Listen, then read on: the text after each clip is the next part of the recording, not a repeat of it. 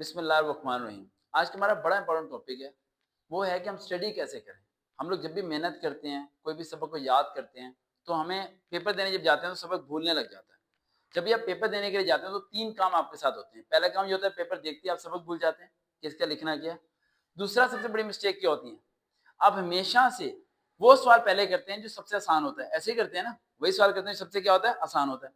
तीसरी गलती आप क्या करते हैं, तीसरी गलती ये है कि आप इंतजार करते हैं कि शायद मुझे याद आ जाए इसका जवाब, तो मैं इसका जवाब लिखना शुरू कर दूंगा। आज मैं कुछ ऐसी चीजें आपको बताने लगा हूँ जिन्हें फॉलो करके आप अच्छे नंबर ले सकते हैं। ये सारी चीजें वो हैं जो मैं खुद फॉलो करता हूँ। ये में लिखा है कि तमाम बच्चे ज़हीन नहीं होते, सारे इंटेलिजेंट नहीं होते कि एकदम सबक याद करें सबक याद हो जाता है। कुछ बच्चे ऐसे होते हैं जो डिस्कशन करने से भूल जाते हैं। क्या करने से, डिस्कशन। मिसाल के तौर पर आप टेस्ट कर रहे हो, टेस्ट करने के साथ साथ ने कहा यार बात सुनी, आपको टेस्ट भूल गया। इस तरह का मैं हूँ, शायद आप में से भी कोई एक हो।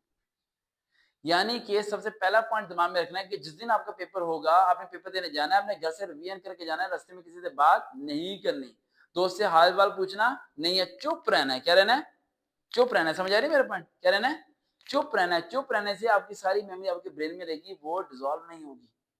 पेपर जैसे ही आएगा आप लिखोगे पूरा पेपर आराम से। आप जब भी पेपर देने जाते हो, रास्ते में बातचीत करते हो, दोस्त से पूछते हो कैसा है यार, कैसी तैयारी है, चैप्टर कैसा, नहीं पूछना।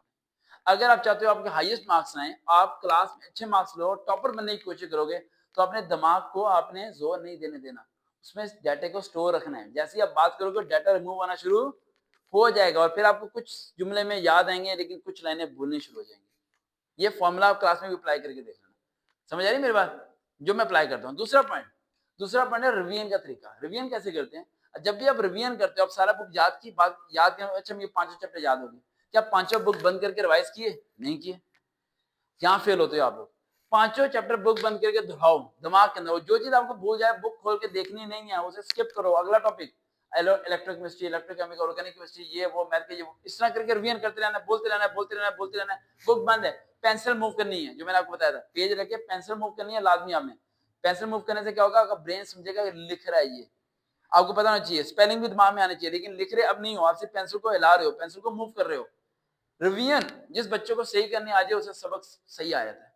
अब रिवीजन नहीं सही करते, समझ आई बात, क्या नहीं सही करते, रिवीजन। पूरी बुक की रिवीजन आपको आज तक करनी नहीं आई जाती, आपके तो बस 3 चैप्टर रिवाइज होके जाके पेपर कर दूंगा, फिर 35-40 नंबर ही आने, पूरे नंबर नहीं आने। पूरे नंबर उसी के आते हैं जो रिवीजन करते हैं। And last point, very very most point, जो थोड़ा मुश्किल है, पता नहीं आप में से कोई करेगा नहीं करेगा, वो मैंने बताया था आपको, फजर से इशा तक आपने कमरे से नहीं निकलना। फजर से इशा तक आपने एक कमरे में बैठना है। बारिश हो रही है, तूफान आ रहा है, नीचे मेहमान आए हुए हैं, मौसम अच्छा है, पकौड़े बन रहे हैं, नहीं जरूरत आपको किसी की शादी है, इवेंट है, नहीं जाना, कोई फर्क नहीं पड़ता।